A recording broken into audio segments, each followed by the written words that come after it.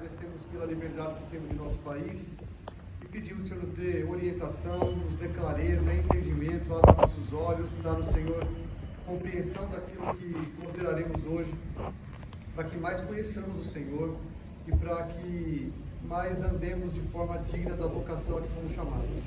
Abençoa, Senhor, de forma especial a Bia, está internada, dá a ela, Senhor, melhora, abençoa os medicamentos, o organismo dela que reaja bem, que em breve ela esteja conosco, Pai, para glorificar o Teu nome aqui em comunhão conosco. Abençoa os que estão a caminho e dá ao Senhor um tempo de proveito na Tua presença agora, em nome de Jesus. Amém.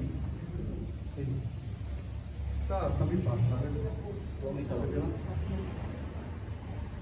Vamos lá, algumas questões introdutórias sobre o nosso pontapé inicial aqui em 1 Samuel. Hoje vamos considerar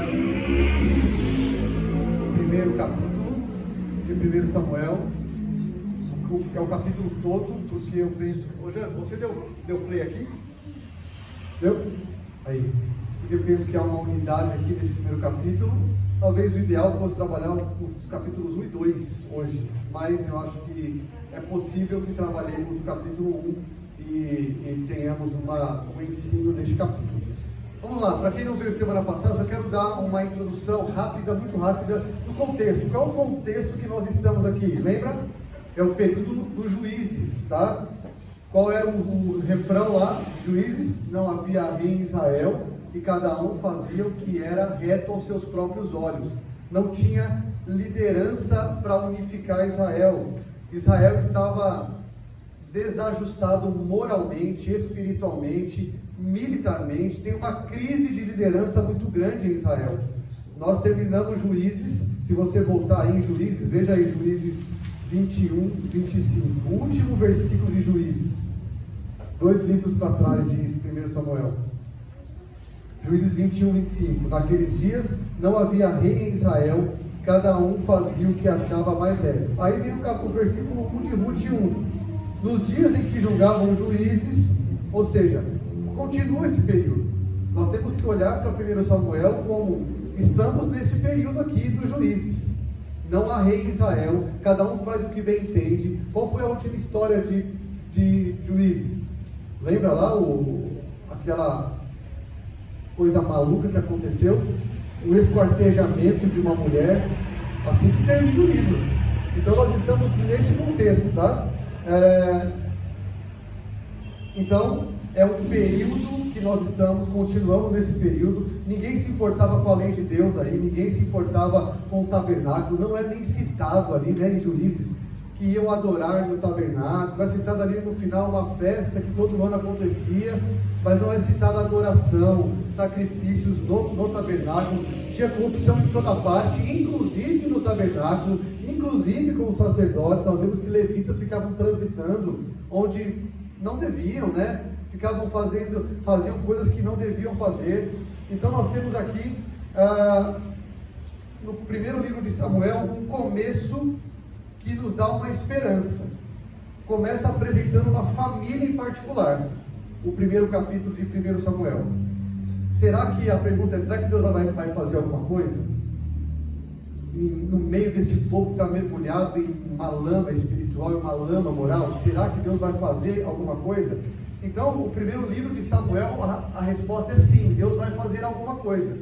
Deus vai arrumar a casa, Deus vai colocar em ordem isso, Deus vai prover, como nós vimos semana passada na introdução ao livro todo. É neste livro que Deus proveu uma liderança. É neste livro que Deus provê um rei para Israel, ou reis para Israel.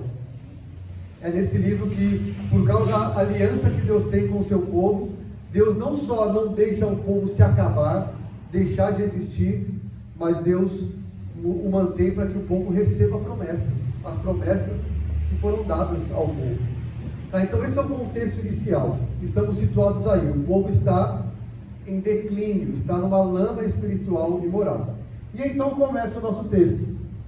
Houve um homem de Ramataim Zofim, da região montanhosa de Efraim, cujo nome era Eucana, filho de Jeroão, filho de Eliú, filho de Tou, filho de Zufi, Efraimita. Poxa, eu podia já ir direto para...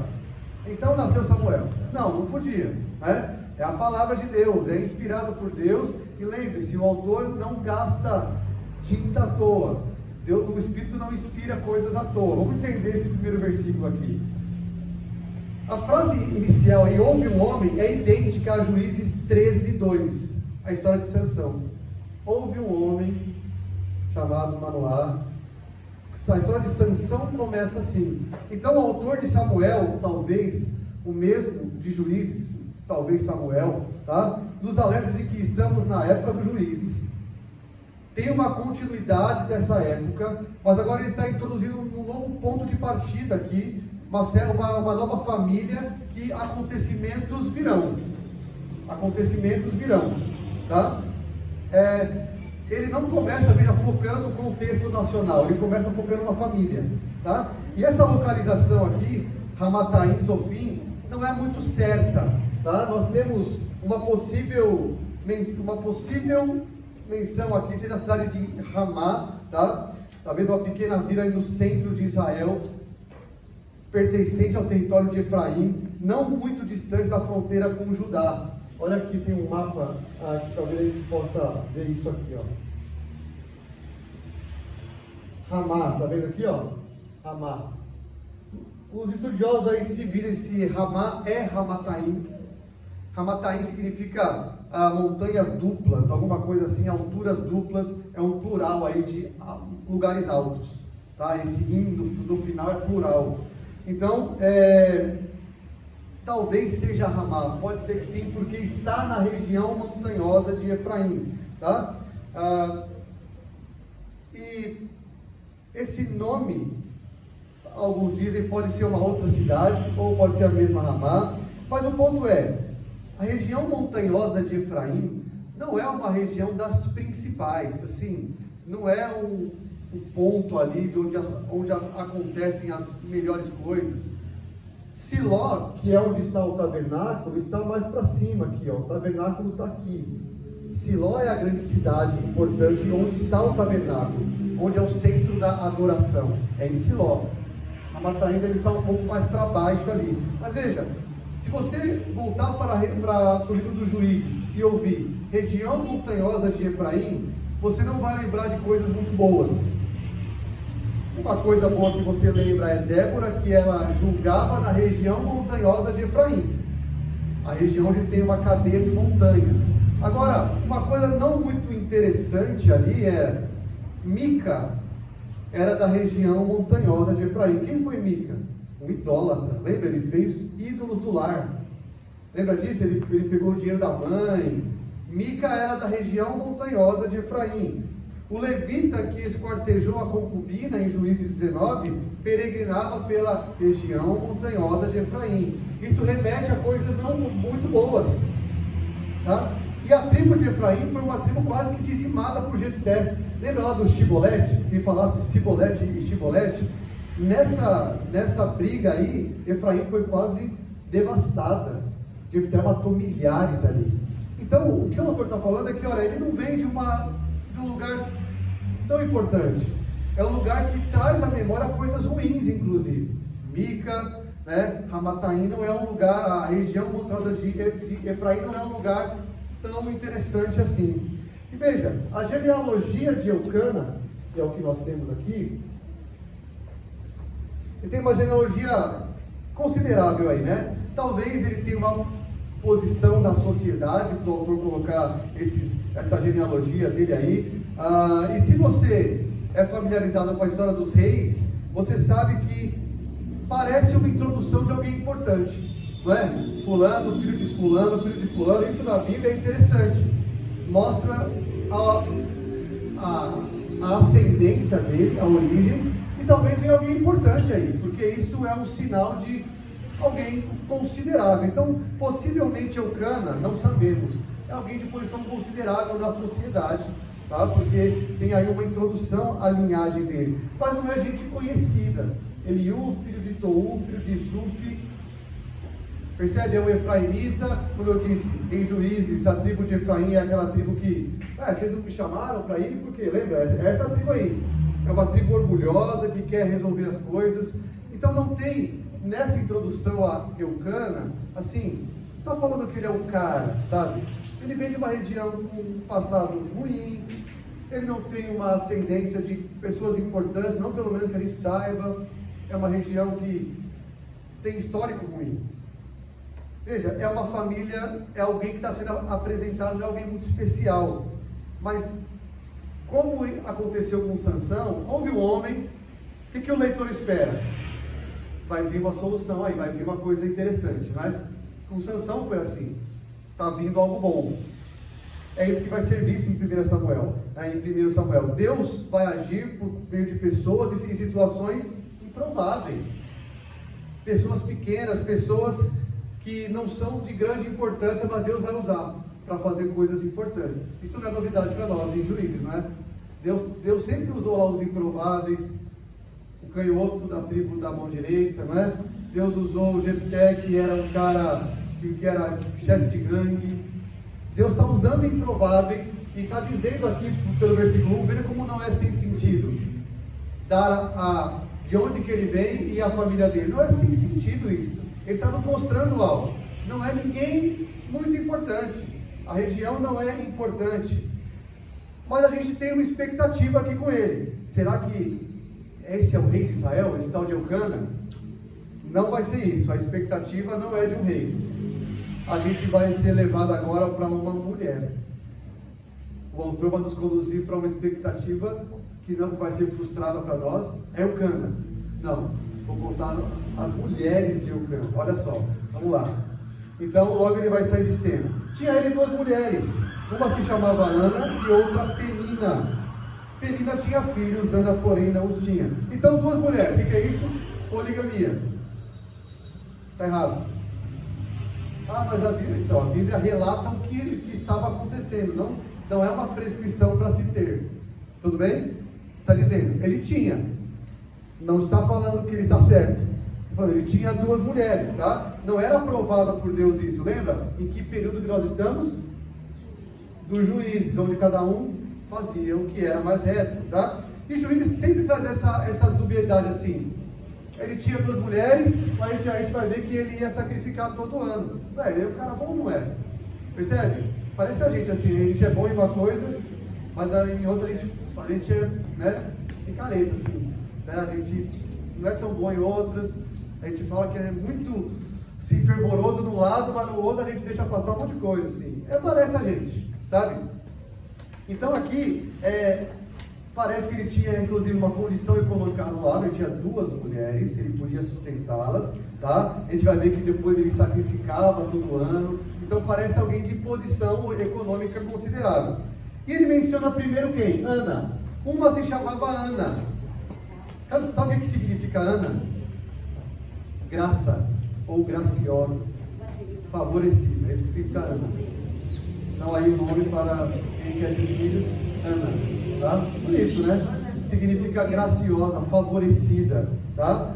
Então, só que ela não tinha filhos, ela não foi favorecida nisso. O nome dela era isso. E, gente, o que era não ter filhos em Israel? Vocês podem imaginar? Né? O autor está nos dizendo aqui primeiro que ela traz uma semelhança com outras personagens. Sara, esposa de Abraão, Rebeca, Raquel. Ela traz essa similaridade. E a mãe de Sansão, que também era estéril. Na história da redenção, então, nós temos isso como algo um tanto corriqueiro. Por que vocês acham isso? De onde vem a promessa? É desse povo aí, que tem mulher estéril. Então quer dizer que quem é o poderoso que resolve as coisas? Percebe? Ele está dizendo, a Ana não tinha filhos. O autor hebreu vai lembrar, Sara também não, Raquel, Rebeca também não, Raquel também não, a mãe de Sansão também não. Só que na soberania de Deus para cumprir os propósitos, ele dos improváveis faz o que ele quer. Mais pra frente vai ter Isabel, e mais para frente Isabel um pouquinho, a improvável das improváveis, uma virgem. Assim, né? Não é? Nem contei com isso. Olha a história da redenção mostrando quem é soberano para cumprir promessas. não é na fertilidade da mulher natural, é no ventre que está fechado que eu vou abrir. Parece que hoje em dia as pessoas assim, com esse problema de esterilidade. Não que a gente conheça, então talvez não esteja no nosso campo. Eu sei do caso da Fernanda, né? Da Fernandinha, então. Percebe? Então a gente talvez é um mundo que a gente não conheça de estéreis, né? Mas enfim, veja lá. Ana é estéril, então talvez por isso Eucana faz o quê? Toma uma segunda esposa. Lembra de alguém? Não, de Abraão fez isso, né? Para ele dar um jeitinho nisso.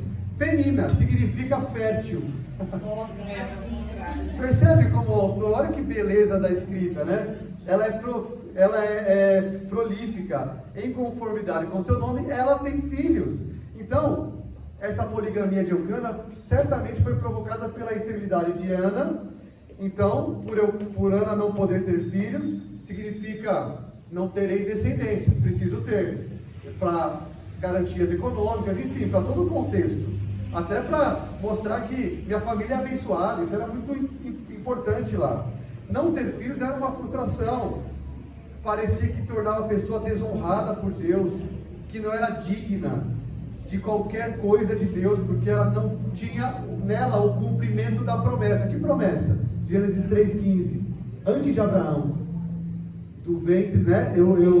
Da mulher virá aquele que esmagará a cabeça da serpente. Gente, isso é uma coisa que fica na mente das mulheres israelitas. Vai vir de uma mulher, aquele, então é homem, que vai esmagar a cabeça da serpente. Então, os filhos eram considerados um favor de Deus. Deuteronômio 7 diz que se vocês obedecerem, vocês vão se multiplicar, eu vou dar fertilidade. É uma consequência, é uma bênção da obediência da aliança. Portanto, se uma mulher não era fértil, qual era a conclusão? Desobediência à aliança, é alguém maldita. Olha o peso disso para uma mulher. Eu não posso gerar, eu sou maldita, porque a aliança de Deus, lá em Deuteronômio fala, se vocês não me obedecerem, eu vou cortar os seus filhos, vocês não terão filhos. Se me obedecerem, vocês serão férteis. Então, olha o que o autor está nos apresentando. 3. Este homem subia da sua cidade de ano em ano a adorar e a sacrificar ao Senhor dos Exércitos, em Siló. Estavam ali os 2 filhos de Eli, Hofni e Finéias, como sacerdotes do Senhor. Então, para a família, o ponto alto do ano era ir para a peregrinação anual para Siló, para a adoração comunitária e para o sacrifício. Então, Siló era onde estava o tabernáculo, a arca da aliança, e Eucana aqui dá um exemplo positivo, percebe? Apesar da poligamia, ele tem um lado que, vamos adorar o Senhor. Qual o contexto? Juízes. Ele se diferenciava por isso, portanto. Era alguém que, apesar da poligamia, ele tinha a preocupação de adorar ao Senhor, na época que Israel tinha se esquecido do Senhor. Tem uma piedade aqui em Eucana, tem uma preocupação nele, né? Por menos que ele conhecesse bem a verdadeira religião, não sabemos que nível de israelita ele era, ele sabia o suficiente para obedecer e ir sacrificar. Temos que ir, todo ano temos que ir, para buscar perdão de Deus, por meio do sangue derramado em um sacrifício. Então, o contexto aqui dos Juízes, nos lembra que é um povo que adorava ídolos, é um povo que tinha idolatria no lar. Lembra que tinha até um santuário em Dan, construído lá em Dan. Migraram para Dan, fizeram uma cidade, um santuário lá. Adoraram Baal, Deus da fertilidade. E aqui é a primeira vez que a expressão Senhor dos Exércitos é usada na Bíblia. Interessante isso. O que significa usar Senhor dos Exércitos? O Senhor que coordena todas as hostes, celestiais ou terrenas. Ele é poderoso. Eles iam lá adorar o Deus que é poderoso, sobre céus e terra. Vai guardando isso. No dia em que Eucana, então vamos lá. Apresentamos Eucana, ele tinha 2 mulheres. É um cara legal ou não é? As 2 coisas, é tipo a gente, né? Ele faz coisa boa, ele peca, ele tem 2 mulheres, mas ele tem piedade, ele obedece ao Senhor. Não que eu tenha 2 mulheres, tá? Tipo a gente em outros sentidos, tá? Assim, a gente peca e também faz coisa boa, tá? E aí, o que acontece? No dia em que Eucana, versículo 4, oferecia o seu sacrifício, dava a ele porções deste a Penina, sua mulher, e a todos os seus filhos e filhas. Então a festa da família, que ocorria após o sacrifício, era um ponto importante lá para essa peregrinação. Ainda que eles não comessem a carne oferecida por seu próprio pecado, recebiam de volta uma parte. Isso está lá em Levítico 7, em Deuteronômio 12, que podia-se comer, quando ia para essa festa, podia-se comer, ter uma refeição no local, se alegrando pelos feitos de Deus. Lembra? As festas de Israel, não era? Acabamos de sair disso. Então, Penina geralmente escolhia esse momento para provocar Ana. Imagina assim, a Penina tinha filhos e filhas, é isso que é dito, né? Tinha filhos. Olha aqui, 4. E todos os seus filhos e filhas, no mínimo 4, certo? Penina tinha filhos e filhas. Então, ela tinha no mínimo 4. Então, você imagina a hora que eles davam lá a porção para comer, e aí o Eucana dava a porção para a Penina e para mais, no mínimo 4. E Ana ficaria só com a dela. Só que Penina dava a Ana uma porção dupla. Olha aí o que o versículo 5 diz. Porque ele a amava, ainda mesmo que o Senhor a houvesse deixado estéril.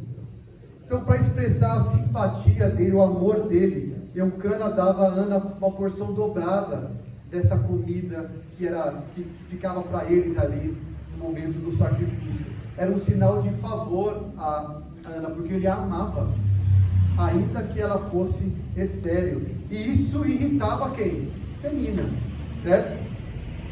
Então Ana é lembrada porque é estéril. Tem uma compaixão de Eucana aqui. A esterilidade de Ana, o amor e o favoritismo de Eucana por ela eram as fontes do atrito dela com Penina. Agora, por que ela era estéril? O que o autor diz aqui? Porque o Senhor fechou. O Senhor fechou o ventre dela. Deus é soberano nisso, veja só. Quaisquer que fossem as causas médicas secundárias, a causa primária era o Senhor. Né? Eu estou aqui mais embaixo. Tá bom. Não desceu, peraí. Mas essa desobediência não era De quem? Não era da Ana. Desobediência de quem? Porque ela, assim, falou que eles não tinham filhos, porque Deus, se obedecia, Deus fechava a mar. Mas não era a Ana. Então, Ou é Israel. Israel estava em um período de desobediência. Na lei, uma das sanções para desobediência é: eu vou fechar, não vou dar filhos a vocês. Então, as mulheres entendiam, era um entendimento comum de que uma mulher sem filhos era maldita, era amaldiçoada.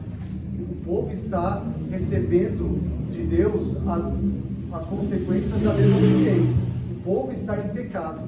Há esterilidade no nosso meio, porque não há obediência. É o período dos juízes, é isso aí, tá? Vamos seguir. Eu estou aqui no versículo 5, tá? Então, o Senhor fechou o ventre de Ana aí para lembrar Israel que Israel, talvez aqui seja uma imagem de Israel, era um povo sem frutos. Ana pode ser vista aqui como uma imagem de Israel, o lado espiritual de Israel. Israel era uma esposa estéril. No período dos juízes era um povo sem frutos. Isso mostra que Yahvé, o soberano Deus que fecha a madre, ele pode também abrir. Ele é soberano para começar do nada alguma coisa, para pegar incapacitados e começar algo. Deus vai usar incapacitados, inabilitados para fazer muitas coisas. O livro de 1 Samuel tem muito disso. Os que são incapacitados, os que não têm habilidade natural. Lembra de Davi, não é? Ele não tem capacidade natural perto dos irmãos. É ele que Deus vai usar. Quem tem capacidade para lutar contra Golias é Saul, mas Deus vai usar um incapacitado, naturalmente incapacitado. Ele é pequeno, ele não tem condições, ele vai usar os que não têm habilidade. É isso que Deus vai usar. conseguia nem andar com a armadura. Nem andar com a armadura. Essa é uma forma de Deus agir, gente. 1 Coríntios 1, não chamou Deus não chamou os sábios deste mundo, os que são, ao contrário, Ele chamou os que não são, para reduzir a nada os que são. Deus usa pescadores da Galileia e não os escribas e fariseus para levar a palavra dele. Jesus chamou gente iletrada. Gente, isso é uma verdade do começo ao fim da Bíblia. Da esterilidade de Sara, a incapaz, até os pescadores da Galileia incapazes. Deus faz isso pelas escrituras todas, é uma verdade bíblica. Então, para a gente que se sente, puxa, mas quem sou eu? Então, vou te mostrar quem é você. Você é o incapaz? Puxa, é você mesmo. Vou te mostrar alguns exemplos de incapazes. É você mesmo que Deus usa. Gente que puxa, tem tanta gente melhor que eu. Obrigado, agora você está reconhecendo que você é incapaz. É isso que eu preciso, de gente que reconheça isso. É isso que eu... Pois é, quem sou eu? Não sei falar. Então, é você. É de você que eu preciso, que você, na sua humildade, vai mostrar a minha glória. E graças a Deus por isso, né? Olha lá, e a sua rival? 6. A provocava excessivamente para irritar, porque o Senhor lhe havia cerrado a madre. Veja, de novo, o Senhor lhe havia cerrado a madre. A esterilidade, então, só lembrando um significado no Antigo Testamento, a promessa de um Salvador a Adão e de uma descendência a Abraão, significava: se o senhor for mãe, pode vir de mim. Então, sempre que nascer uma criança, talvez assim, será que é esse? É o filho homem, será que vai ser o que vai esmagar a cabeça? Que tem promessas para o nosso povo. Então, Esther era uma tragédia pessoal, um sentimento de exclusão dos propósitos para o povo de Deus. E aí Penina ridiculariza a condição de Ana. Eu li um autor que diz assim, ele propõe uma possível conversa entre Penina e seus filhos e Ana. E os filhos falam assim: mamãe, Penina, por que Ana não tem filho? Ela não quer? A Penina aproveita, né, para dar uma alfinetada. Então, você não quer, Ana, ou você não pode? Imagina essa conversa assim, provocativa. Será que Deus não gosta dela, filho? Será? Ela irritava a Ana. Então a gente pode pensar aí a gente sabe muito bem o que é irritar alguém, né? Então você pode tentar imaginar o que Penina fazia com Ana, tá? Será que Deus não gosta dela? Acho que ela é maldita de Deus, filhos. Imagina isso. E assim, 7, fazia de ano em ano, todas as vezes que Ana subia à casa do Senhor, e a outra a irritava, pelo que chorava e não comia. Então Ana, veja a situação de Ana, caiu em prantos, né? Ela nem comia. Você já ficou assim, de tão triste você não comer? Era essa situação de Ana, né? Chorava muito imagina todo ano que ia subir para sacrificar ela. De novo, eu não tenho filhos, de novo. Então isso acontecia ano após ano. 8. Então Eucana, seu marido, lhe disse: Ana, por que choras? E por que não comes? E por que estás de coração triste? Não te sou eu melhor do que 10 filhos? Veja, ele tenta melhorar, mas não consegue, né? Assim, imagina, podia ficar quieto, né? Ele, assim, pode ser até uma boa vontade, mas não sou eu melhor do que... Não, você não sabe o que é ter filhos. Para mim, em Israel, Eucana, você não tem ideia, né? Ele foi direto no ponto dela. Não sou eu melhor do que 10 filhos. Podia ter ficado quieto, né? Talvez fosse uma expressão comum em Israel, não te sou eu melhor, mas foi um pouco infeliz, apesar de talvez tentar um consolo para ela, mas não foi sensível assim, né? Você é melhor do que 10 filhos que dariam? Mas veja, o ponto de Ana é: eu quero um filho, né? Mas se a sua esposa pede um iPhone assim, você fala: não sou eu melhor que um iPhone para você? Não, quero um iPhone. Né? Não, eu não basta, não, você não basta, eu quero um celular. Pronto, agora vai virar um jargão dos maridos aqui, ó. Maridos, guarda esse jargão. Primeira reclamação, você fala: não te sou eu melhor do que uma pizza? Não deve dinheiro. Então, vamos lá. Após 9. Após terem comido e bebido em Siló, então, pegou essa primeira cena, o autor nos mostra quem é Eucana, a situação dele, a realidade dele e o conflito ali de Penina e Ana por causa da condição de Ana. E o que significa ser estéril em Israel? Qual é o contexto ali dos juízes? Tá? Lembre-se disso. 9. Após terem comido e bebido em Siló, estando Eli, o sacerdote, assentado numa cadeira, junto ao pilar do templo do Senhor, levantou-se Ana e com amargura de alma, orou ao Senhor e chorou abundantemente. Então, enquanto todos festejavam ali, Ana aproveita a oportunidade de novo, para ir agora orar ao Senhor no templo. Então, não sabe se ela entrou em um lugar onde era possível, mas ela se encostou em um pilar ali. Lembra, era o tabernáculo, tá? Não era o templo de Salomão, não. Era a tenda. Então, um pilar de madeira, certamente. Ela se encosta ali. Eli é o sacerdote. Seus filhos também estão ali oficiando os ritos sacerdotais.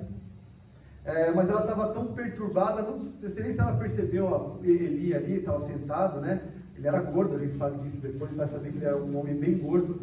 Mas ela, querendo ou não, se apercebendo ou não dele, ela se encosta ali e começa a chorar e a orar. O fato é que a esterilidade dela e toda a situação leva ela a orar. E eu acho assim, ela pode ter pensado, se Deus fechou meu ventre, Ele pode abrir. Se Ele é o Senhor dos exércitos, Ele domina sobre tudo, céus e terras, Ele pode abrir. Então o autor nos mostra aqui a profunda infelicidade de Ana. Ela chorou abundantemente, ela está amargurada, triste, aflita. É uma oração de alma derramada, de profunda tristeza. Uma percepção da necessidade que ela tinha, e a dor era um chamado para buscar ao Senhor dos exércitos.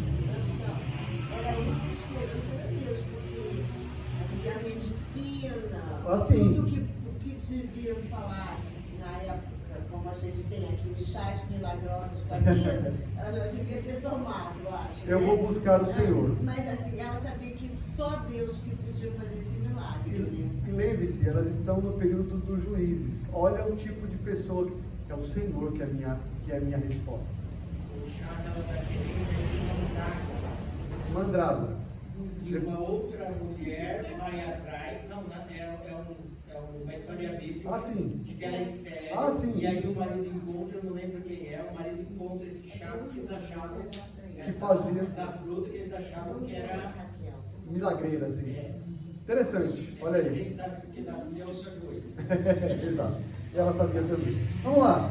Como é que ela ora? Ela faz o que nessa oração? Ela fez um voto dizendo: Senhor dos exércitos, se benignamente atentares para a aflição da tua serva, e de mim te lembrares, e da tua serva te não esqueceres, e lhe deres um filho varão, ao Senhor o darei por todos os dias da minha vida, da sua vida, e sobre a sua cabeça não passará navalha. Então veja, talvez ela se lembrasse de como Deus muitas vezes havia concedido filho a mulheres estéreis. O que a gente pode concluir é que Ana vai a Deus porque ela sabe quem Ele é. E isso no período dos juízes é interessante, gente. Ela sabe quem Deus é. Como eu já disse, esse tema bíblico da bênção de Deus sobre mulheres estéreis enfatiza que Deus salva não pela capacidade humana, natural, mas pela graça dele. Ele faz o ventre gerar filhos. Então, certamente, ela sabe quem é esse Deus. Ela se volta para Deus na necessidade dela, foi em oração a Ele, sabendo quem Deus é. Veja, Senhor dos exércitos. Ela começa a sua oração assim: o Senhor é poderoso. Por céus e terra, o Senhor tem poder sobre todos eles. É Ele quem comanda tudo. Então a chave da oração dela começa conhecendo o Senhor. Ela começou chamando Ele de Deus, do Senhor dos exércitos, capaz de superar qualquer dificuldade. E quando ela fala assim, se benignamente atentares para a aflição da tua serva, é curioso que em Êxodo 3, o Senhor, é escrito assim que o Senhor diz a Moisés: certamente vi a aflição do meu povo que está no Egito. Olha o termo que ela usa. Se o Senhor ver a aflição, se o Senhor vir contemplar, se o Senhor te lembrar, atentar para a aflição da tua serva. É a mesma ideia do Êxodo, que o Senhor falou, eu me atentei para a aflição do meu povo, e o Senhor agiu. O Senhor conhece o sofrimento. Então, ela pede ao Senhor um filho, porque era vexatório para a mulher não ter filhos, e só o Senhor poderia dar filhos. Veja, ela pede um filho varão.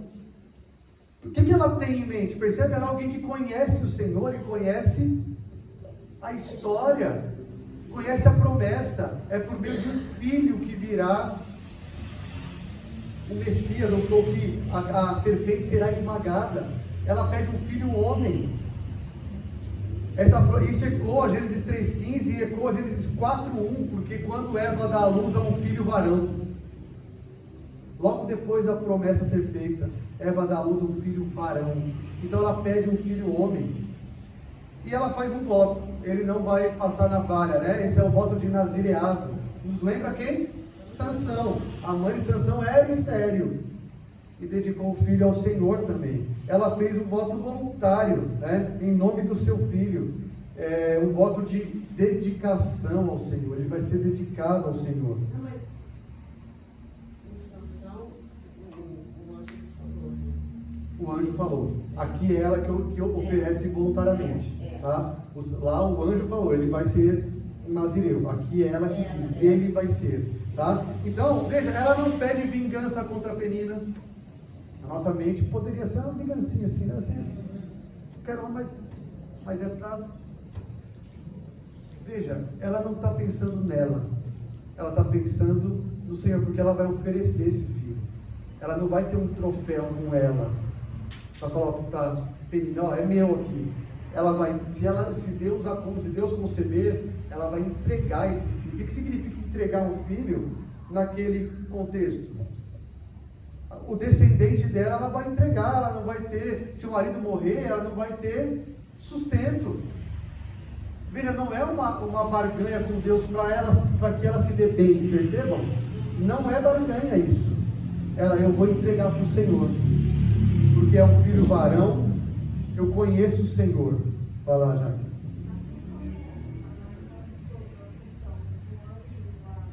Com Sansão. Da Ana. Foi espontâneo. Deus já sabia, obviamente, que ela, tudo isso que ia acontecer.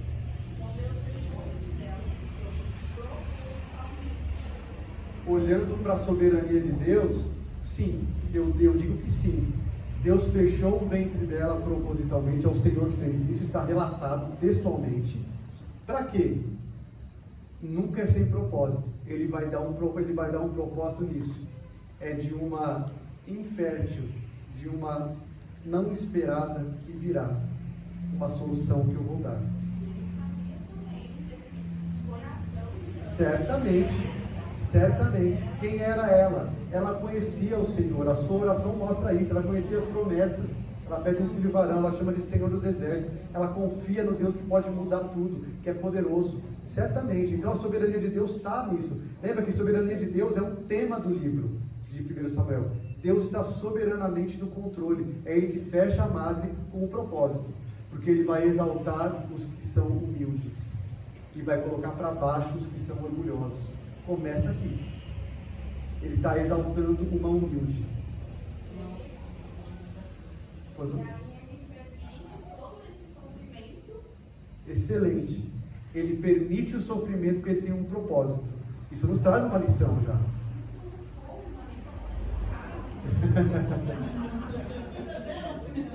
Pois é. Mas...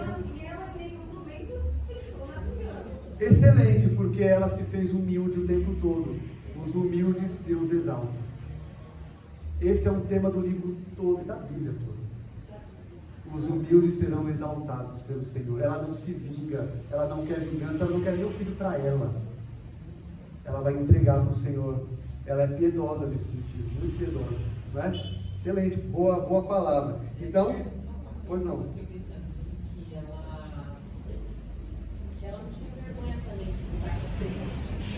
Não. Chorar diante de Deus. Ela... Muita gente podia ficar falando dela, né? Nossa, olha lá, ela se lamentando, chorando, ela tá ali com a Ela está muito amargurada. Eu choro, tô nem que os presbiterianos estão achando. Mas o presbiteriano também chora, pode chorar, não chora não, a gente tem choro, a gente tem lágrimas. Veja, mas é isso, Ana está muito amargurada e ela vai para onde tem o socorro dela, é o Senhor. Não importa, se o sacerdote está ali, eu vou para o Senhor, para onde é o meu socorro. Só Ele pode mudar isso, só Ele pode mudar a minha condição. E ela conhece. E gente, uma coisa interessante, olha o que diz o Salmo 142, eu lembrei desse salmo, eu falei, puxa, se fosse escrito por Ana, eu não falaria nada. Ao Senhor ergo a minha voz e clamo, com a minha voz suplico ao Senhor, derramo perante Ele a minha queixa, a sua presença exponho a minha tribulação. Esse é o Salmo 142, não parece um salmo por Ana? É de Davi. Quanto dentro de mim me esmorece o espírito, conheces a minha vereda, no caminho em que ando me ocultam armadilha. Olha à minha direita e vê, pois não há quem me reconheça, nenhum lugar de refúgio, ninguém que por mim se interesse. A ti clamo, Senhor, e digo, tu és o meu refúgio, o meu quinhão na terra dos viventes. Atende o meu clamor, pois me vejo muito fraco, boca fraca. Livra-me dos meus perseguidores, porque são mais fortes do que eu. Tira a minha alma do cárcere, para que eu dê graças ao teu nome. Os justos me rodearão, quando me fizeres esse bem. Esse é o salmo. Não parece uma palavra de Ana? Pois é. Vamos lá. Não é dela, mas é muito semelhante ao que ela pediu, né? Ok, ela ora, faz essa oração muito, muito bonita, né? E esse voto, eu vou te entregar, ele vai ser consagrado ao Senhor. Demorando-se ela no orar perante o Senhor, passou Eli a observar o movimento dos lábios, porquanto Ana só no coração falava. Seus lábios se moviam, porém não se lhe ouvia voz nenhuma. Por isso ele ia ter por embriagado. Olha a sensibilidade espiritual do sacerdote.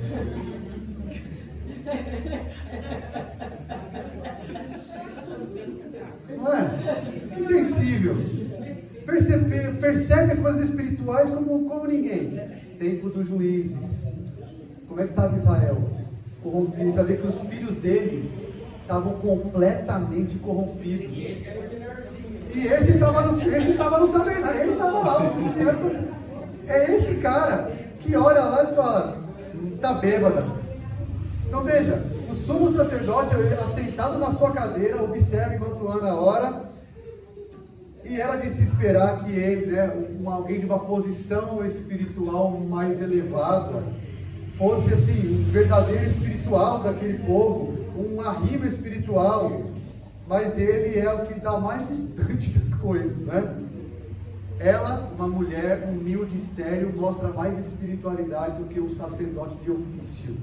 Que coisa, né? Eli revelou o quê? Sem discernimento algum espiritual.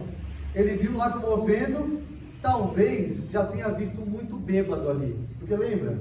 Ele está num contexto assim. Talvez seja até comum. Larga aí essa bebida, sai daí. Porque era esse o tempo de Israel. Mais uma que vem aqui. Então o narrador começa a tratar ele aqui como alguém já insensível. A gente vai ver a história dele já. Mas já começa aqui. Ele não tem sensibilidade espiritual. Não sabe discernir entre alguém que ora e alguém que está bêbado. Até em Atos 2 também não souberam. Não é? Em Atos 2 os judeus não souberam discernir o que Deus estava fazendo ali. Mas é outro assunto. Tem muitos sacerdotes ou pastores que eles são profissionais, né?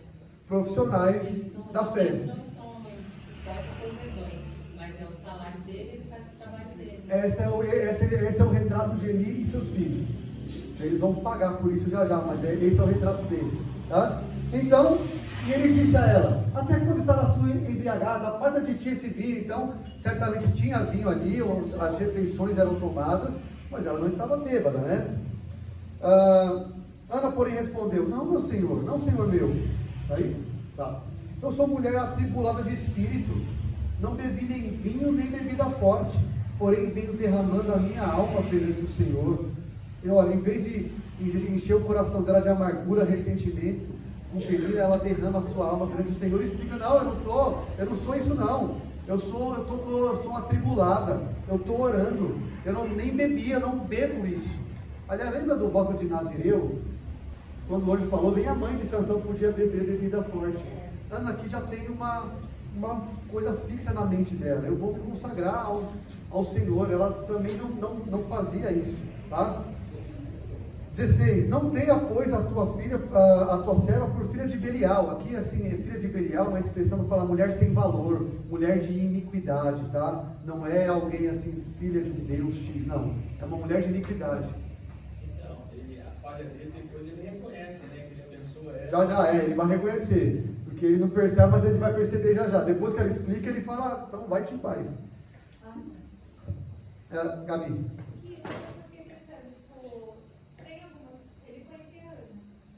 Ele, todo ano eles iam. Eu estou pensando assim, se ele reconhecesse ela como uma mulher de Deus, ele poderia fazer ou talvez pela situação dela, ele achou.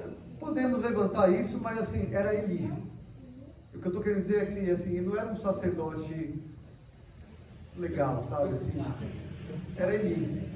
Ele estava preocupado com tanta coisa, não sei nem se ele percebia a piedade de Ana nas vezes que ela ia, sabe? Ele queria o dele, a gente vai ver que ele queria se dar bem com que os filhos se davam bem também. Então, era alguém comum, uma vez por ano. Então, a gente pode levantar isso sim, mas nós não sabemos. O ponto é que Eli era alguém assim, insensível, tá? Então ela falou, eu não sou mulher sem valor não, eu não sou uma mulher assim, eu não estou fazendo isso. Então, 17... Ele respondeu, Eli, vai-te em paz, e o Deus de Israel te conceda a petição que lhe fizeste. Então, Eli aceita a explicação, reconhece, puxa, então vai em paz, que o Deus de Israel, o pedido que você pedir, aqui começa uma questão na língua hebraica aqui, é interessante, ó, te conceda a petição que lhe pediste, seria melhor. O pedido que você pediu. Por que eu estou dizendo isso? Porque vai ser, lá no final do nosso texto, uma repetição de pedir, pedir, pedir. É interessante isso e é importante, já até que o nome Samuel isso, tá? Literalmente, ele diz que o Deus de Israel te conceda o pedido que você pediu. É uma ênfase. Então, o que seria? Olha só, para Ana, o vício de um sacerdote tinha peso. O sacerdote falou. Ele está profetizando.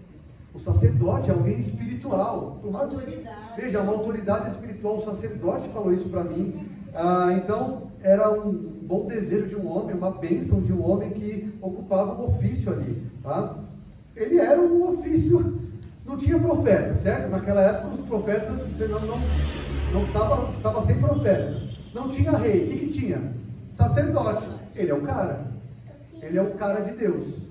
Entende? Então o vício de um sacerdote tinha um peso grande para ela.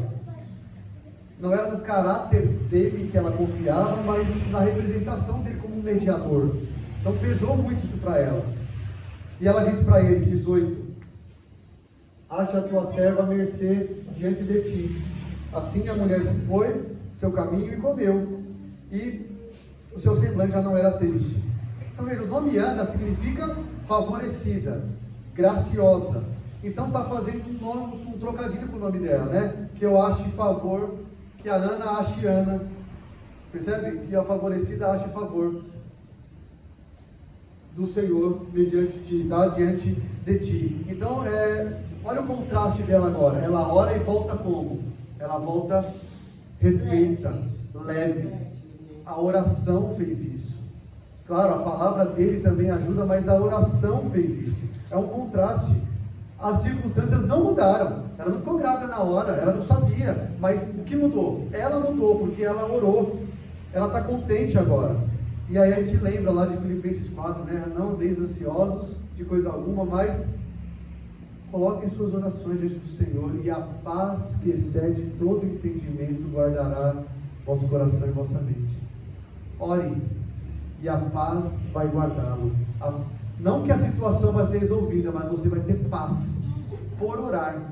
Interessante isso. Uma coisa que eu pensei é que o Eli, apesar de não ser aquele primor, mas também soube falar uma coisa boa. Ele não era de tudo ruim. Sim, exato. Veja, ele percebeu o motivo que ela não estava bem e falou: vai-te em paz. Que o Senhor, que o Deus de Israel. Sim, a palavra dele tem peso para ela. Ele deu uma boa palavra para ela. Tá? a oração transforma, a oração transformou Ana ali. Então, 19, indo para a última parte, levantaram-se de madrugada, adoraram perante o Senhor, e voltaram e chegaram à sua casa a Ramá. Então eles estavam em Siló, eles desceram para Ramá. Eucana coabitou com Ana, sua mulher, e lembrando-se dela o Senhor, ela concebeu, e passado o devido tempo teve um filho, a que chamou Samuel, pois dizia do Senhor o pedir. Então veja, Ana não só creu que Deus atenderia a sua oração, mas ela agiu com base nessa crença. Ela fez suas obrigações de mulher, né? Interessante isso, porque ele fala, eles foram para casa e ele se deitou com ela. Ela creu no Senhor e fez a sua função, não é? Eles fizeram o que deviam fazer. E o Senhor se lembrou. Veja, não é que o Senhor se esqueceu. O Senhor se lembrar, isso é usado no Antigo Testamento para quando Deus diz assim, chegou a hora. É isso. O tempo chegou agora, tá? Indica que Deus estava na iminência, já vou começar a operar o que eu tenho para operar. É isso que se lembrou significa. Chegou o momento, Deus se lembrou de Israel no Egito. Ele nunca se esqueceu, mas depois de 400 anos, é esse o momento. Então ele se lembrou. É essa a expressão que o autor usa que significa isso. Tá? Então, Deus age e ela concebeu. Ana fica grávida, dá à luz a um menino. E nomes são significativos, nós sabemos, né? Em Israel isso é muito significativo. Samuel significa o nome de Deus é El. O nome é El. É uma referência a o Deus a quem orei é esse. O nome de Deus é El. É curioso esse nome, tá? Porque a raiz do nome esse Saal, só essa expressão, Saal, é a raiz do verbo pedir em hebraico. Por isso que ela diz, chamar Samuel, porque do Senhor, o Saal, eu Saal, eu pedi ao Senhor. É difícil identificar certamente, mas a maioria diz, olha, a maioria dos comentadores diz, o nome é, o nome, como é que eu disse? O nome é El, o nome é El. O nome de Deus é El, mas tem a ver com a raiz do verbo pedir. Esse Saá tem a ver com pedir. Então é como se ele dissesse assim, quando ele diz para ela que o Senhor te deu o que você pediu, é mais ou menos que o Senhor te Samuel o que você samuelou, que o Senhor te Saá o que você Saá, entendeu? A raiz está aí. É por isso que esse verbo é importante. Pedir. E tem o nome Samuel aí, do Senhor o pedi. O nome é Samuel, porque do Senhor o pedi. Tá? E curioso que é a mesma raiz do nome Saul. O Saul foi o rei que o povo pediu. É isso que é bonito ver quando a gente vê na linha, porque as coisas têm conexão. O povo pediu um rei, Saul. Eu li que Saul é uma variação de Saul. Isso mesmo. Quando Jesus fala Saulo, lá em Atos, no grego está lá, Saul, foi a palavra em hebraico, Saul, por que me persegue? Para fazer referência a Saul, que perseguia Davi. Jesus é o filho de Davi, então Jesus fala, por que você persegue a mim, Saul? Você perseguia Davi, lá, eu sou filho de Davi, mas esse é outro assunto. Então, Deus dá esse filho a ela. Deus vai resolver o problema de Ana e de Israel, não é? A falta de uma liderança, a falta de um filho aí. 21, subiu Eucana seu marido com toda a sua casa a oferecer ao Senhor o sacrifício anual. Então, olha lá, passa o tempo, ela fica grávida 9 meses, tem um filho, chegou de novo o ano de eles subirem para Siló para oferecerem o sacrifício anual. Eucana, veja, é alguém piedoso, polígamo. Todo ano ele vai, ele não deixa de ir, ele tem preocupação com isso. Olha o contexto em que está, é alguém no mínimo diferente ali, tá? Nada vai impedir ele de fazer isso. Mas Ana não sobe, veja o versículo 22. Ana, porém, não subiu e disse a seu marido: quando for o menino desmamado, eu vou levá-lo para ser apresentado perante o Senhor, e para lá ficar para sempre. O desmame aqui em Israel era mais ou menos aos 3 anos. Tá? 3 anos é o tempo de um desmame. Aí eu fico pensando, Helena tem 5 anos, né, Helena? Você tem 5 anos. Pode eu pegar uma criança de 3 anos, menor que ela, e levar para alguém e falar, é seu. E o filho que você esperou. Um filho que eu esperei a vida inteira é seu. 3 anos. Não está na adolescência que já sabe, lavar uma louça, né? Arrumar um quarto. Não, vai ser. Não.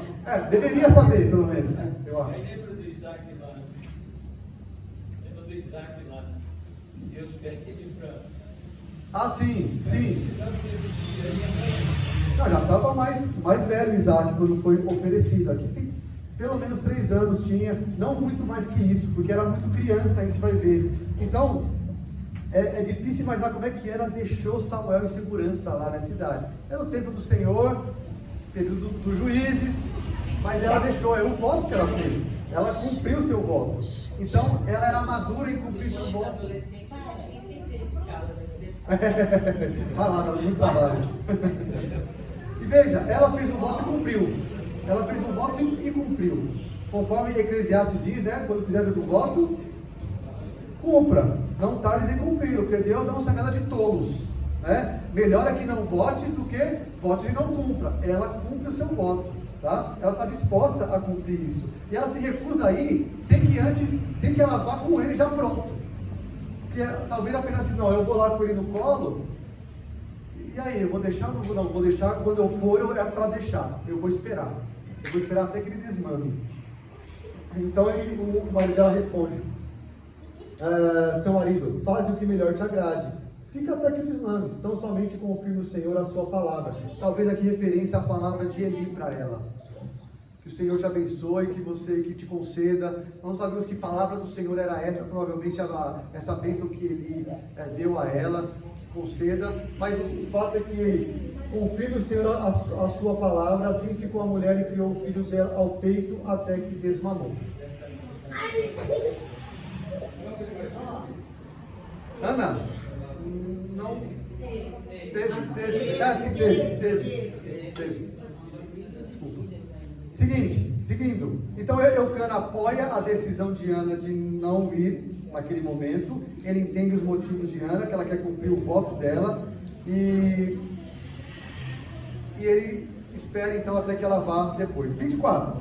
Havendo desmamado, levou-o consigo, com um novilho de 3 anos, um éfa de farinha e um odre de vinho, e o apresentou à casa do Senhor, a Siló. Era um menino ainda muito criança. Veja, era criança mesmo, não era jovem, era criança. Provavelmente 3 a 5 anos aí. Então, em vez de fazer um mínimo, ela poderia ter ido lá só e levar o menino. Ela leva sacrifício. O sacrifício aqui, olhando o que os estudiosos falaram, é esse éfa de farinha.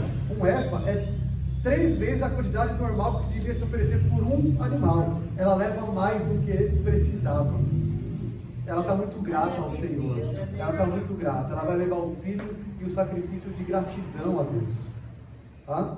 E ela não foi nenhuma vez na cistombar, né? Perceba, não é. Agora eu tô com o filho, né?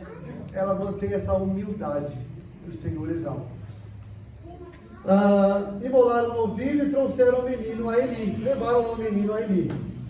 28. E disse Elá, meu senhor, para Eli: tão certo como vives, eu sou aquela mulher que aqui esteve contigo, orando ao Senhor. Por este menino orava eu, e o Senhor me concedeu a petição que eu lhe fizera. O Senhor, e aqui deixa eu só fazer literalmente no que diz o hebraico 27 e o 28, eu vou dar ênfase aqui, Por essa criança eu orei, e Yahvé me concedeu o meu pedido que eu pedi. O Saal que eu Saal, a palavra hebraica lá. Eu também devolvo o que eu Saal a Yahvé, o que eu pedi. Todos os dias que ele viver, é alguém que foi pedido a Yahvé. É muito pedido aqui. É muita raiz do nome Samuel. É por isso que é do Senhor o pedir. O autor está enfatizando. Foi algo que ela pediu a Deus. Tá? Então, o autor ressalta isso. Ela pede, o Senhor deu a ela um pedido. O Senhor fechou o ventre, mas abriu. Deus respondeu a oração. E as últimas palavras do capítulo são: e adoraram ali o Senhor. Esse era o grande propósito de tudo, não é? Que seu filho, que a sua família adorasse o Senhor. Ok, esse é o nosso texto. Só algumas conclusões rápidas. Vamos lá. Bom, a história de Ana não é contada para ilustrar uma vida comum. A mensagem não é que uma mulher que não tem filho pode orar e Deus vai dar filho. Esse não é o propósito que o autor nos dá. Toda mulher estéril, então, que orar, Deus vai dar filho? Não é esse o propósito desse texto, tá? A história de Ana é contada porque aponta para algo extraordinário que o Senhor está fazendo em um contexto que era necessário, não é? O livro de Juízes está mostrando que a nação está num tumulto. Assim como Ana é estéril, Israel é estéril. A nação não está dando fruto. Ana é um retrato de Israel, estéril, aflita, oprimida por uma co-esposa. São os ídolos ali, você tem idolatrias ali. Então é de Ana que vem a criança que vai mudar os rumos de Israel. Paralelo aqui, por exemplo, de Penina e Saul, Ana e Davi, né? Davi não usurpa o trono, Ana não usurpa qualquer coisa, ela pede ao Senhor, ela não faz mal a Penina, ela não quer se vingar de Penina. Saul tem inveja de Davi e irrita ele, não é? Saul é a Penina, Davi, ele é humilde, ele é o menos provável, né? Penina faz o mesmo com Ana, fala disso. Em outras palavras, que você está dizendo, isso aí não pode ser um acontecimento normativo na atualidade. Exatamente, não pode pegar esse texto e falar, Senhor, assim como o Senhor abriu o ventre de Ana, abre o da minha esposa ou da minha... Não é normativo isso. Eu vou já aprofundar um pouco mais isso, mas não é normativo. Está contando uma história de Israel que está precisando de um rei.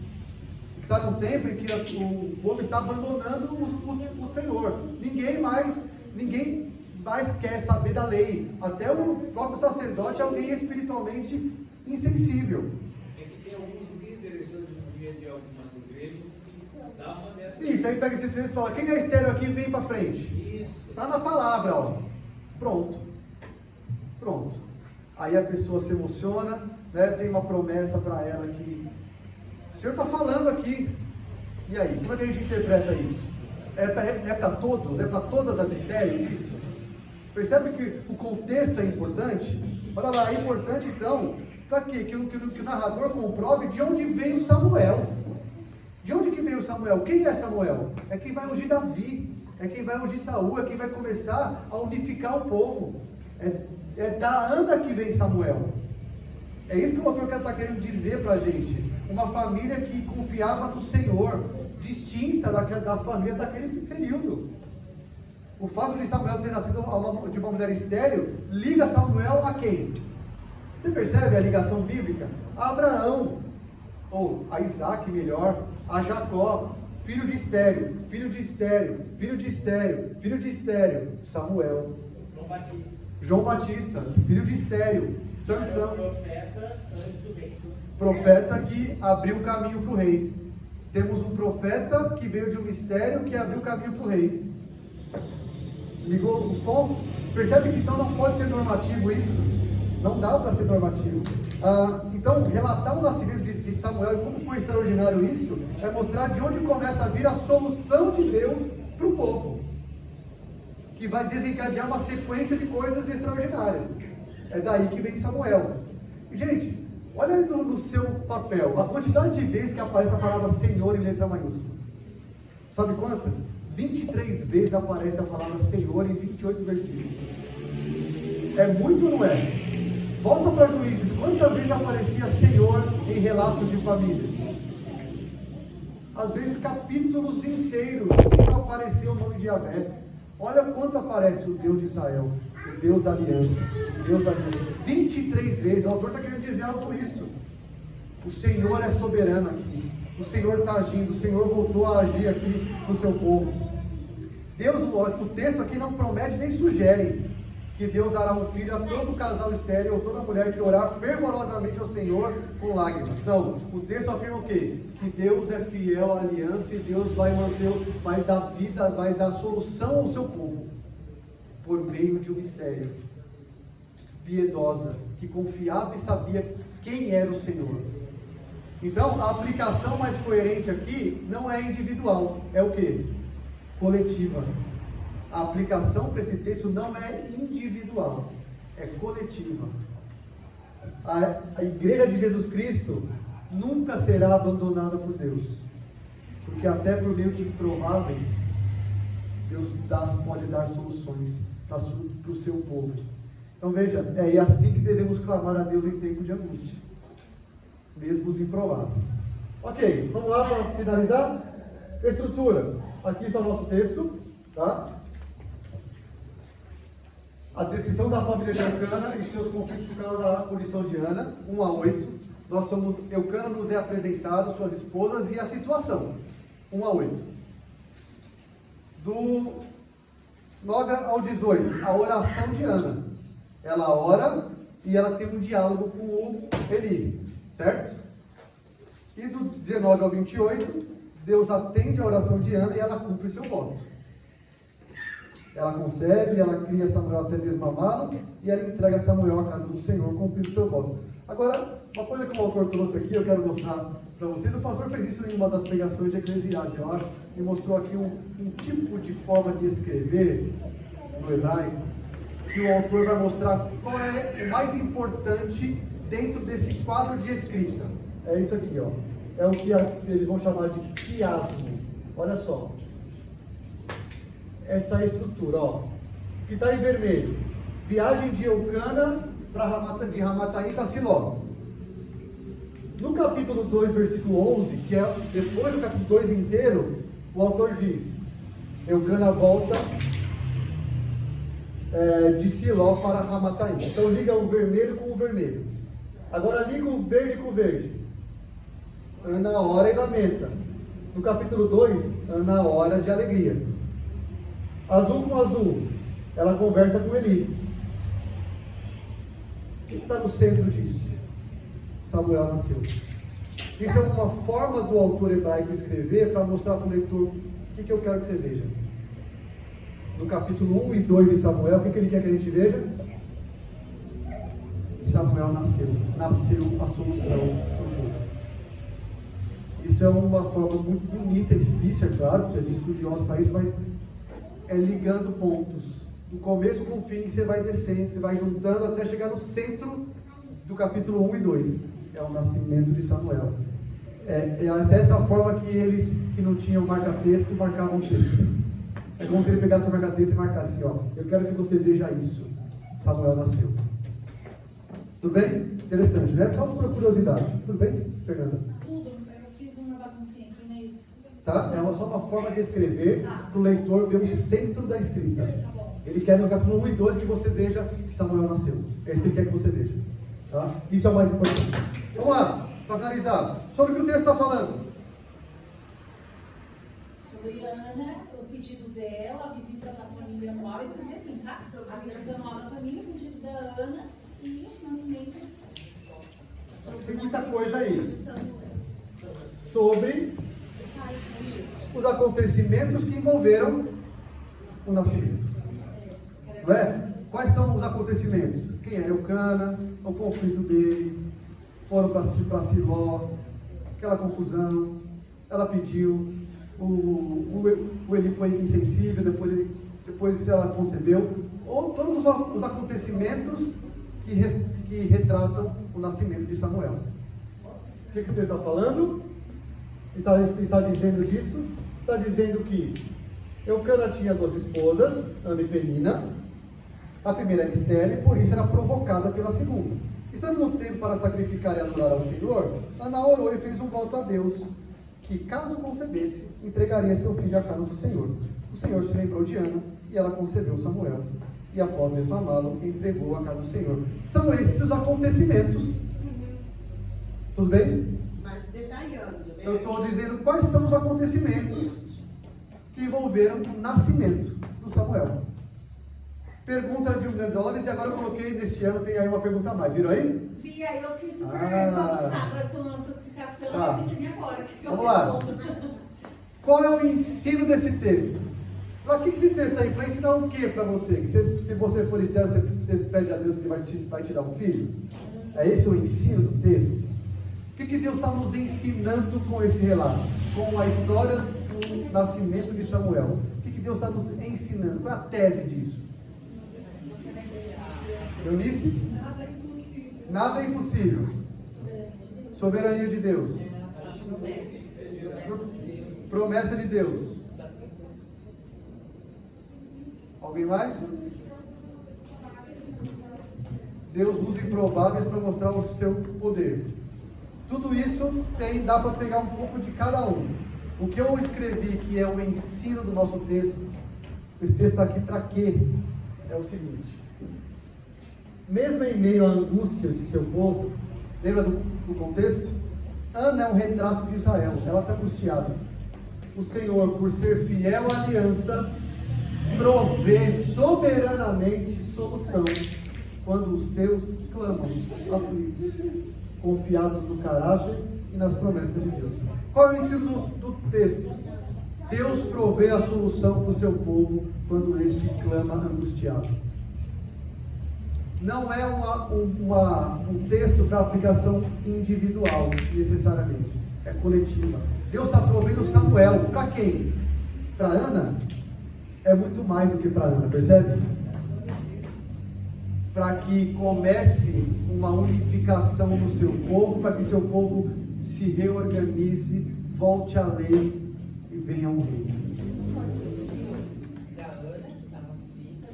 Sem dúvida. Agora, quem era Ana? Era alguém que confiava no caráter e nas promessas de Deus, certo? Ela tinha esperança no Senhor dos Exércitos, mais do que para ela ter filho, mas para que o povo de Deus recebesse uma bênção. Veja, eu poderia pegar esse texto e aplicar para todas as Estéres e dizendo: o Senhor promete a você. Não posso fazer isso, porque o Senhor não promete às Estéres que todas terão filhos se orarem chorando, com toda sinceridade. Isso não é uma promessa do Senhor. Aliás, nem para Ana ele prometeu isso. Ela orou confiada no Senhor, na palavra do caráter dele, na promessa dele. Ela tinha a promessa de um varão que viria.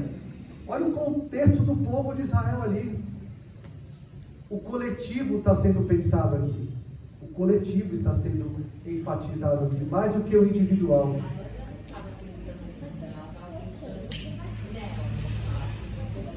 Mas se ela estivesse pensando nela, ela ficaria com o filho para ela.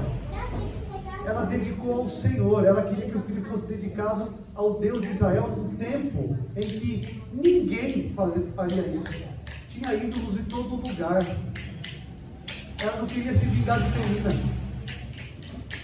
Ela pensa mais amplo do que ela. Então é um texto que nos ensina que quando o povo de Deus clama ao Senhor na sua aflição, confiado no caráter de Deus, nas promessas de Deus, o Senhor, porque Ele é fiel à aliança, Ele provê solução para o povo. Ele proveu solução para Ana, mas é mais amplo do que para Ana. Quem é que nasceu? Samuel. Entendem? Helena, Ela pensou: Deus me deu e eu dou tudo que Deus me deu. sai daí. Eu devolvo o que eu pedi. Helena, É dele. É dele. E num tempo em que isso não seria pensado, num tempo de crise religiosa, espiritual. Por isso que o ponto aqui não é individual, é coletivo. Fala pra Eu gente. não poderia pensar dessa forma, né? Que eu também posso estar diante de Deus clamando. Sem dúvida. O texto eu posso aplicar para oração. Clame ao Senhor, confie no caráter do Senhor, confie nas promessas do Senhor. A questão é que você falar: não, Deus me prometeu que vai me dar um filho. Ele falou com você como? Cuidado com isso.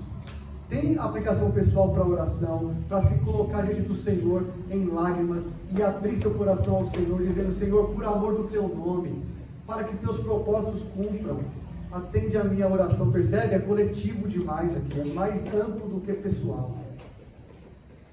Propósito de Deus aqui. Tudo bem? Sim? Final. Cristo no texto. Agora eu posso Nossa falar. novidade. Vai lá ver. Eu vou falar com base no ensino na tese do texto, tá? Ótimo. Que eu vi, porque se não fosse isso, talvez eu não tenha identificado. Eu acho que pode ser o que? A misericórdia de Deus e a nova eterna aliança que ele entregou Jesus de uma forma como pode ser, sobrenatural. Ótimo. Também como foi Samuel. Eu acho Como é que você vê Jesus nesse texto? Jesus é a resposta de Deus para a aflição do seu povo. Ele veio de um nascimento milagroso, contrariando expectativas. Ele veio de uma família sem importância, de um lugar sem importância. Eucana também. Ele veio de uma mulher agraciada por Deus, piedosa, que confiava no Senhor. Ele veio em um contexto de trevas e desordem espiritual, moral e religiosa. Jesus nasce como prova do cuidado de Deus e da fidelidade pactual de Deus, mostrando que Deus se lembrou do seu povo e agiu em favor do seu povo. A gente está levando o texto do Antigo Testamento para Cristo, porque tudo aponta para Ele, não é? Como é que esse texto aponta para Cristo? O Senhor provê soberanamente a solução para o seu povo, de uma improvável. E eu acho que a mesma forma que Deus foi entregue por nós, né? Samuel também foi entregue. Interessante, Samuel foi entregue ao Senhor para dedicar-se ao Senhor. Ótimo, pode colocar também.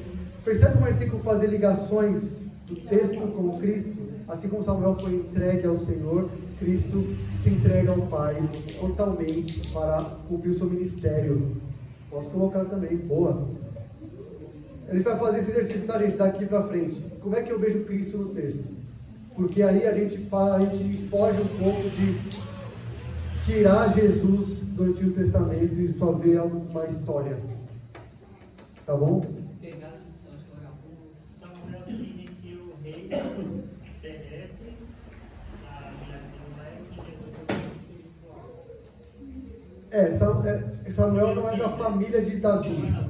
A partir de Samuel. Samuel, ele é um profeta que abre caminho para o rei.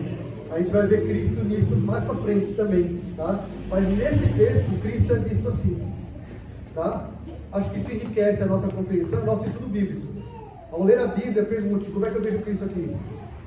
A pessoa e a obra dele. Como é que eu vejo Cristo nesse texto? Abre lá Gênesis 1, faça isso. É isso. Bonito, né, o texto? Abre a nossa mente. Isso aí vai estar escrito esse livro vai estar escrito Eu não mando assim, tudo é assim, eu não mando, mas se quiser que eu mande o PDF disso, tá bom, eu te mando. Alguém mais quer? Eu mando lá no grupo. Tá bom, mano. Tá bom, gente? Então, vimos Jesus em 1 Samuel 1, faremos isso sempre. Onde é que está Jesus aqui? Pode parar, gente, na gravação. Vamos orar. E esse é o início de 1 Samuel. Tá? É uma empolgação, né? O que vem aí? Legal, ótimo. Vamos ficar em pé, vamos orar.